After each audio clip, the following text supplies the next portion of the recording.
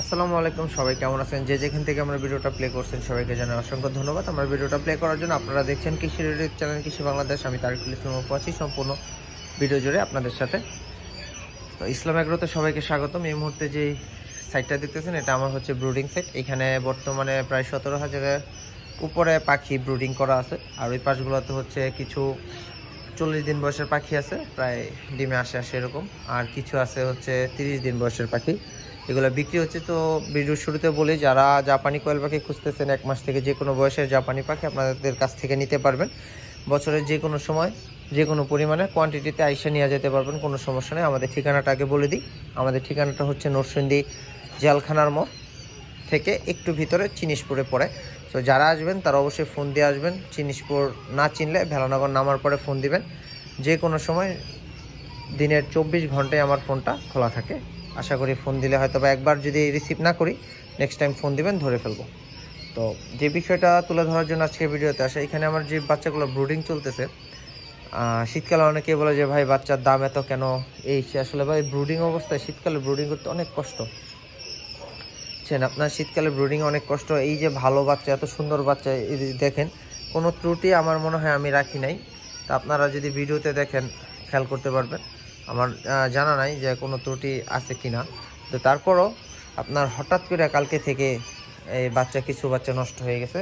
এই যে এইখানে দেখেন একটা স্তূপ দেওয়া আছে, এখানে প্রায় 200-300 বাচ্চা হবে আছে।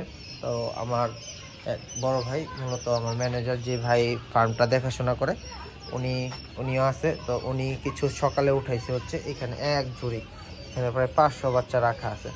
তো এই যে এই সমস্যাগুলো হয়, এই যে মারা যায় এই ঝুড়ি, এই বাচ্চাগুলো মারা গেলে ড্যামারেজ কীভাবে উঠবে বলেন?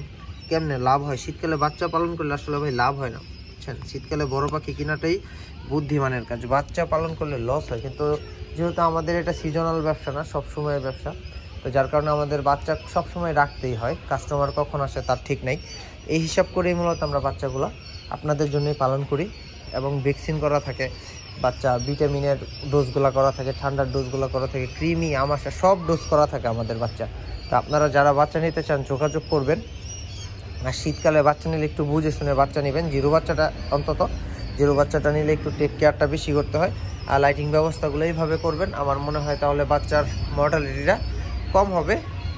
চেষ্টা করবেন এইভাবে দেওয়ার জন্য। আর হচ্ছে আমার বাচ্চাগুলো মরা কারণ হচ্ছে আপনার এগুলা অ্যান্টিবায়োটিক ব্যবহার করছি, তারপরে নাভি শুকায় না। আমি আজকে ডক্টরের কাছে গেছিলাম, ডক্টরের কাছে যাওয়ার পরে ডক্টর মোটামুটি ভালো একটা পরামর্শ দিল এবং হচ্ছে ভালো টাকার একটা মেডিসিনই দিল। তো ইনশাল্লাহ চালাচ্ছি, সারাদিন ধরে চালাচ্ছি, আজকে সারাদিন এবং সারা রাত চালানোর পরে কালকে বুঝতে পারবো যে রেজাল্ট কেমন পাইলাম, কি পাইলাম, কেমন হলো। সবাই সুস্থ থাকবেন, ভালো থাকবেন। যারা বাচ্চা নিতে চান যোগাযোগ করবেন। শীতকালে বাচ্চাগুলা যদি মারা যায় তাহলে অবশ্যই একটু টেক কেয়ার করবেন এবং ব্রুডিংয়ে একটু স্ট্রং অ্যান্টিবায়োটিক ব্যবহার করার চেষ্টা করবেন।